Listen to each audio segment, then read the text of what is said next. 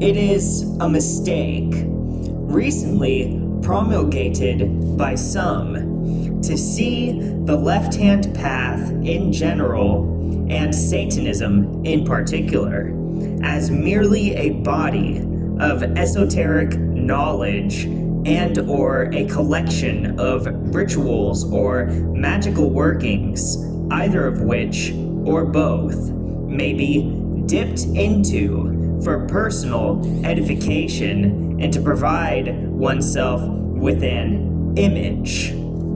All left-hand paths are ordeals. They involve self-effort over a period of years.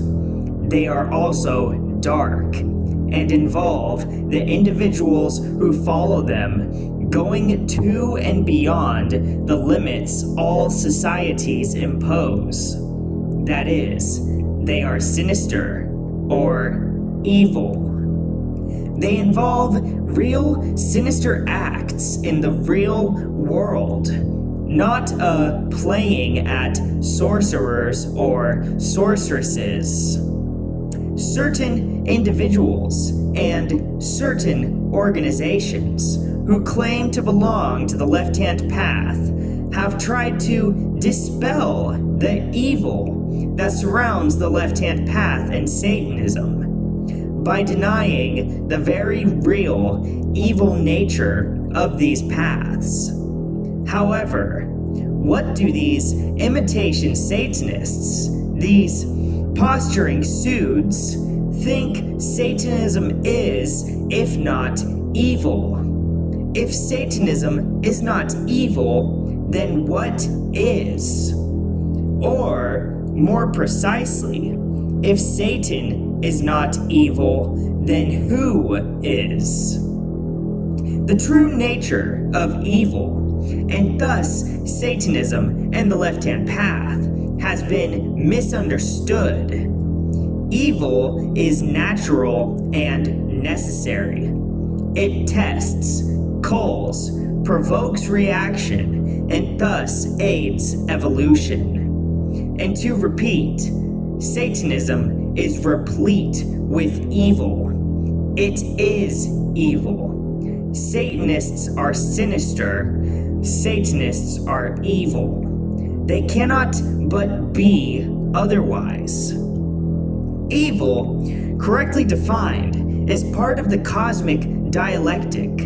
It is force, which is amoral, as in, it is beyond the bounds of morals. Morals derive from a limited human, or rather pseudo-human perspective, and morality is a projection by individual consciousness onto reality. Nothing that is moral or immoral exists.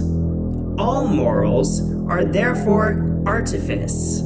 They are abstractions, actions by individuals, which are normally considered as evil, are things that are done by individuals against others. That is, evil acts are considered as belonging to us as a species.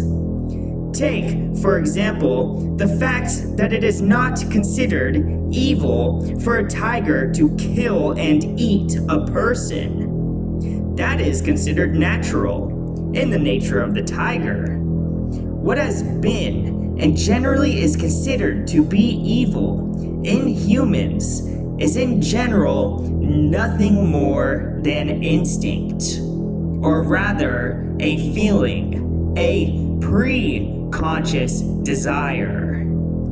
Such instinct is natural. The actions which result from it can be either beneficial or not. That is, the actions are not evil in themselves.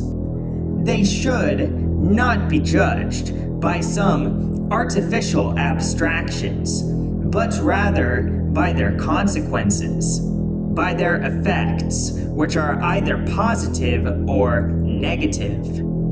However, they can be positive or negative depending on circumstances.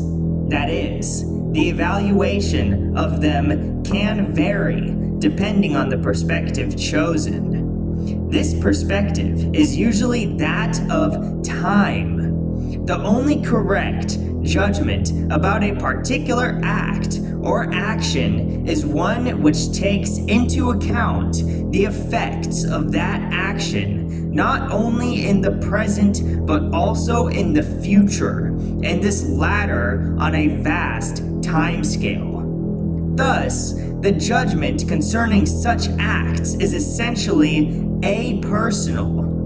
It bears little or no resemblance to the emotional effects of that act in the moments of that act, or in the immediate moments following that act. Real acts of evil are those which are done consciously, and these can be of two kinds. The first are ignorant acts, done from a lack of self-knowledge and usually with no appreciation of their effects beyond the moment. The second are impersonal acts, done with a knowledge of the effects beyond that of the moment. The former involve no evaluation beyond the personal feelings.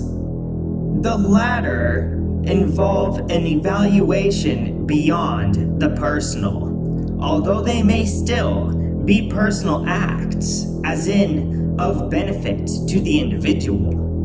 A satanic act of evil is of this second kind. They are affective and effective, a participation in the cosmic dialectic.